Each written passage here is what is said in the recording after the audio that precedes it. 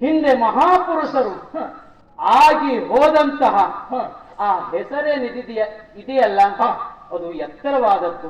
ಹೀಗೆ ಅದಕ್ಕೊಂದು ಸ್ಥಾನಮಾನ ಎನ್ನುವುದಿದೆ. ಯಾಕಿದೆ? ತಮ್ಮದಾದಂತಹ ಕರ್ತವ್ಯದಲ್ಲಿ ಅವರು ಭಾಗಿಯಾಗಿ ಈ ತರಾತಳಕ್ಕೆ ತಮ್ಮದಾದಂತಹ ಆ ಒಂದು ಕರ್ತವ್ಯದ ನಿಷ್ಠೆಯನ್ನ ಸ್ಥಾಪಿಸಿದವರಾಗಿದ್ದಾರೆ. ಹೌದು, ಅಂತವರ ಹೆಸರಿನಿಂದಾಗಿ ಈ ಕಾಲದಲ್ಲಿ ಬದುಕುವರಿದ್ದಾರೆ.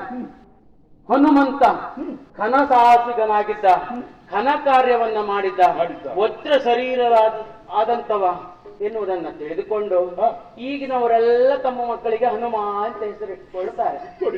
ಹೌದು, ಅದೇ ಈ ಕಾಲದಲ್ಲಿ ನೀನು ಉದ್ಭವಕ್ಕೆ ಬಂದೆ, ಆ ಕಾಲದ ಹನುಮಂತನ ನೆನಪನ್ನ ಮಾಡುವುದಕ್ಕಾಗಿ ಹೆಸರನ್ನ ಇಟ್ಟುಕೊಂಡವನು ಅಂತ ಕೇಳಿತ್ತು. ಅಯ್ಯ, ನೀನು ಹೇಳಿದ್ರಲ್ಲಿ ಆಕ್ಷೇಪ ಯಾವುದೂ ಇಲ್ಲಯ್ಯ. ಯಾಕೆ ಆಗ್ಲೇ ಹೇಳಿದ್ದೇನೆ, ಈ ಕಾಲದ ಸ್ಥಿತಿಯನ್ನಷ್ಟೇ ನೀನು ನುಡಿದ್ಯಾ. ನನ್ನನ್ನ ಗುರುತಿಸಿ ಮಾತನಾಡಿಸುವಾಗ ಒಂದು ಮಾತನ್ನ ಹೇಳಿದ್ದೆ, ಕಿವಿಗೆ ಹೋಗಿತ್ತು. ಈ ಮಂಗ ಮಾತಾಡ್ತಾ ಇದೆಯಲ್ಲ, ಆಶ್ಚರ್ಯ. ಏನಾದ್ರೂ ವಿಷಯವನ್ನ ಕೇಳಬಹುದು. ಹಾಗಿದ್ರೆ ಈ ಕಾಲದಲ್ಲಿ ಈ ಮಂಗನನ್ನ ಬಿಟ್ಟು ಬೇರೆ ಮಂಗ ಮಾತಾಡಿದ್ದನ್ನೇ ನೋಡಿದ್ಯಾ? ಇಲ್ಲ. ಮಾತಾಡ್ತಾ ಇದ್ದಾನೆ ಅಂತಾದ್ರೆ ಏನಾದ್ರೂ ವಿಶೇಷ ಇದೆ ಅಂತ, ವಿಶೇಷ ಇದೆ ಅಂತಾದ್ರೆ ಕೇಳ್ಬೇಕಾಯ್ತು. ಯುಗ ಧರ್ಮ, ದೊಡ್ಡ ಗುಣ ಕೇಳಿ, ಯುಗ ಧರ್ಮ ಮೀರಿ ನಡೆಯುವುದಕ್ಕೆ ಆಗುದಿಲ್ಲ. ಆ ಕಾಲದಲ್ಲಿ ಹನುಮಂತ ಕೆಲವು ಕಪಿಗಳು ಮಾತಾಡಿದ್ರಂತೆ.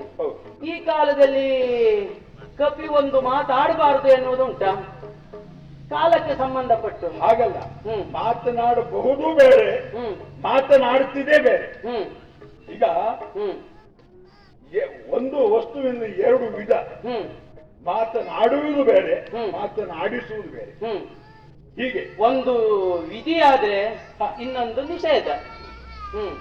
ವಸ್ತುಸ್ಥಿತಿ ಏನು? ಒಂದೇ, ಎರಡೂ ಒಂದೇ. ವಿಶೇಷತೆ ಏನು? ನಿನ್ನಂತ ತೀರ್ಮಾನ. ಇಲ್ಲಿ ಕುಳಿತಂತ ಮುಂಗಯ್ಯಾರು ಇದನ್ನ ತಿಳಿಬೇಕಂತ. ಹಾಗಿದ್ರೆ ಹೇಳಿದ್ರಿ ನಾವು ನಂಬ್ತಿರೋ ಇಲ್ವೋ ಅನ್ನೋ ಅನುಮಾನ ನನಗೂ ಇತ್ತು. ಆದ್ರೆ ಕೇಳಬೇಕಾದವನಿಗೆ, ಕೇಳಿದವನಿಗೆ ಕೇಳಬೇಕಾಗಿದ್ದು ನನ್ನ ಧರ್ಮ. ಅವನು ಸರಿಯಾಗಿ ಕೇಳಿಲ್ಲ ಅಂತ ಅಲ್ಲ, ಅವನ ಕರ್ಮ. ಈ ಧರ್ಮಕ್ಕೂ ಕರ್ಮಕ್ಕೂ ಬಹಳ ವ್ಯತ್ಯಾಸ. ಯಾರೋ ಹೇಳಿದ್ರಂತೆ, ಸುಳ್ಳಿಗೂ ನಿಜಕ್ಕೂ ಎಷ್ಟು ಅಂತರ ಕೇಳಿದಾಗ ಆಕಾಶಕ್ಕೂ ಭೂಮಿಗೂ ಒಟ್ಟು ಅಂತರ ಅಂತ ಹೇಳಿದಂತೆ. ಆಗ ಮತ್ತೊಬ್ಬ ಇನ್ನ ಹಾಗೆ ಒಬ್ಬ ಪ್ರಾಜ್ಞವಾದಂತ ವ್ಯಕ್ತಿ ಹೇಳಿದಂತೆ, ಕಣ್ಣಿಗೂ ಕಿವಿಗೂ ಎಷ್ಟು ಅಂತರ ಇದೆಯೋ ಅಷ್ಟೇ ಅಂತರ ಅಂತ ಹೇಳಿದಂತೆ. ಯಾಕೆಂದ್ರೆ ಕಣ್ಣಿಂದ ನೋಡಿದ್ದು ಸತ್ಯ, ಕಿವಿಯಿಂದ ಕೇಳಿದ್ದು ಸುಳ್ಳು. ಈ ವಿಷಯದ ಬಗ್ಗೆ ನೀನೇನಾದ್ರೂ ಕಿವಿಯಿಂದ ಕೇಳಿದರೆ ಸತ್ಯ ಅಂತ ಪರಿಗಣಿಸೋಕ್ಕಾಗುವುದಿಲ್ಲ. ಹಾಗಿದ್ರೆ ಸತ್ಯಾಂಶವನ್ನ ಯುಗದ ಆಚೆಯಿಂದ ನೋಡಿಕೊಂಡು ಬಂದಂತ ವ್ಯಕ್ತಿ ಹನುಮಂತ ಅನ್ನುವುದನ್ನ ಆಮೇಲೆ ನಂಬುದ ಮೇಲೆ ಒಪ್ಕೋತೇ ಏನು?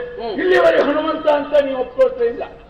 ಆದ್ರೆ ನಾ ಕೇಳ್ತೇನೆ, ಸುಳ್ಳು ಹೇಳಿ ಬದುಕಿ ಯಾಕಪ್ಪ ಅಂದ್ರೆ ಸತ್ಯವನ್ನೇ ಹೇಳ್ತಾ ಇದ್ದೇನೆ, ಸತ್ಯವನ್ನೇ ನಾನು ದೇವರು ಅಂತ ಇದ್ದಾನೆ, ಸತ್ಯವೇ ನನ್ನ ಶ್ರೀರಾಮಚಂದ್ರ ಅಂತ ಪೂಜಿಸ್ತಾ ಇದ್ದೇನೆ ಅಂತ ವ್ಯಕ್ತಿ ಈ ರಾಮನ ಬಂಟ ಯಾಕಪ್ಪ ನಿನ್ನನ್ನು ಹೇಳಿದ ಸುಳ್ಳನ್ನು ಹನುಮ. ಹಾಗಾಗಿ ಹನುಮನ ಚರಿತ್ರೆಯನ್ನ ನಾವು ಸಾಕಷ್ಟು ಕೇಳಿ ತಿಳಿದಿದ್ದೇವೆ. ಆತ ಮನಸ್ಸು ಮಾಡಿದರೆ ಏನು ಬೇಕಾದ್ರೂ ಮಾಡಬಲ್ಲ. ಪಾತಾಳದಿಂದ ದೇವಲೋಕದವರೆಗೆ ಬೆಳೆದು ನಿಲ್ಲುವಂತ ಒಂದು ಸತ್ಯ ಹನುಮನಲ್ಲಿ ಇದೆ ಎನ್ನುವುದಾಗಿ. ಹಾಗೆ ಕೇಳಿದ್ದೆ. ಅವನ ಶರೀರದಲ್ಲಿ, ನಿನ್ನ ಈ ಬಡಕನ ಶರೀರದಲ್ಲಿ ಕಾರಣ ಇದೆಯಪ್ಪ.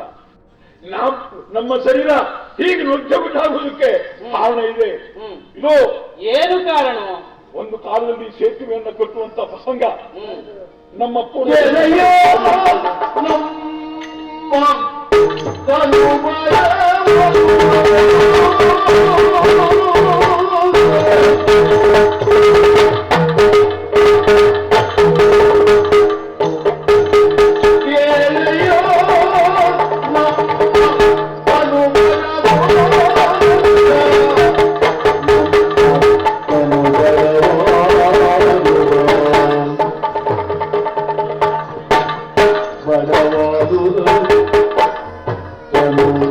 ಬಡವಾದು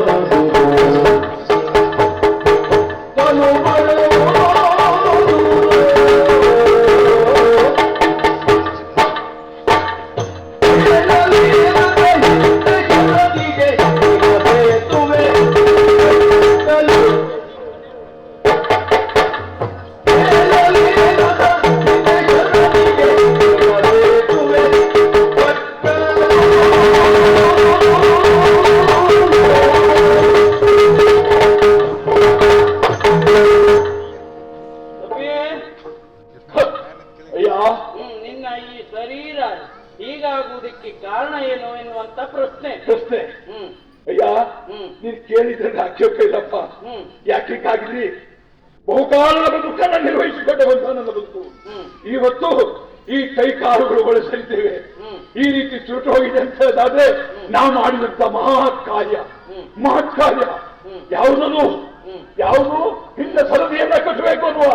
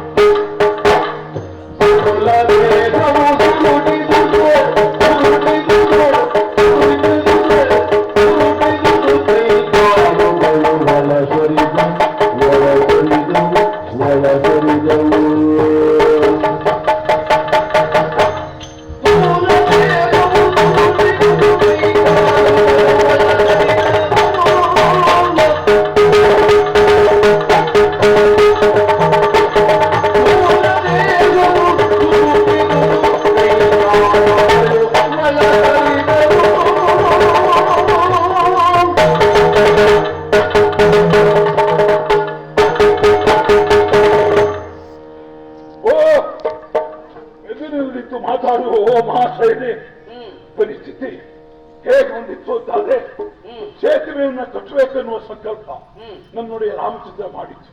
ಮಾವನಂತ ಸುಖೀವ ಆಚೆ ನಿಲ್ಲಿಸಿದ್ರು.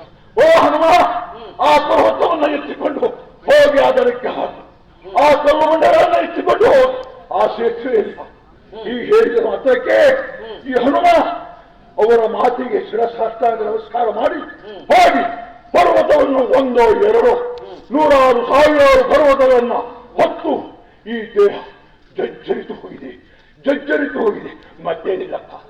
ಆ ಒಂದು ಕಾರ್ಯವನ್ನು ಮಾಡಿದ ಪರಿಣಾಮ ನನ್ನ ದೇಹ ರಾಮನ ಧ್ಯಾನದಲ್ಲಿರುತ್ತೆ, ಮತ್ತೇನನ್ನೂ ಮಾಡಲಾರಂತ ಈ ಸ್ಥಿತಿಯಲ್ಲಿದ್ದೇನೆ. ಎನ್ನಿದ್ದೇನೆ ನಂಬ್ತೀರನ್ನು ಇಲ್ಲ. ರಾಮನ ಕಾರ್ಯದಲ್ಲಿ ನಾವೆಲ್ಲ ತೊಡಗಿರುವಂತ ಸಂದರ್ಭದಲ್ಲಿ ನಮ್ಮದಾದಂತ ಕಾರ್ಯದಲ್ಲಿ ತೊಡಗಿರುವಂತ ಆ ಸಮಯ ಕೆಲಸ ಹೆಚ್ಚಾಯಿತು. ಹಾಗಾಗಿ ಈ ದೇಹ ಹೀಗೆ ಈ ರೀತಿಯಾಗಿ ಸುರುಟಿ ಕಾಲುಗಳೆಲ್ಲ ಒಂದಕ್ಕೊಂದು ಆಚೆ ಈಚೆ ಆಗಿ ಹೀಗಾಗಿ. ಹೌದಾ? ಹೌದು. ಆಚೆ ಈಚೆ ಆಗಿ ಆಯ್ತಾ? ಆಚೆ ಈಚೆ ಒಳ ಸರಿದವು. ಏನಪ್ಪ, ಆ ವಯಸ್ಸು ಬಂದ ಮೇಲೆ ಅದ್ರ ಅರ್ಥ ನಿಮ್ಗೆ ಗೊತ್ತಾಗ್ತದೆ, ಅಲ್ಲಿವರೆಗೆ ಗೊತ್ತಾಗುದಿಲ್ಲ. ಏನಪ್ಪ ಏನ್ ಬೇಕು? ಇದಕ್ಕಾಗಿ ಸೇತುವೆಯನ್ನ ಕಟ್ಟುವುದಕ್ಕಾಗಿ ಇಷ್ಟೆಲ್ಲ ಶ್ರಮ ವಹಿಸುವುದ ನೀವು? ಮನಸ್ಸು ಮಾಡಿದ್ರೆ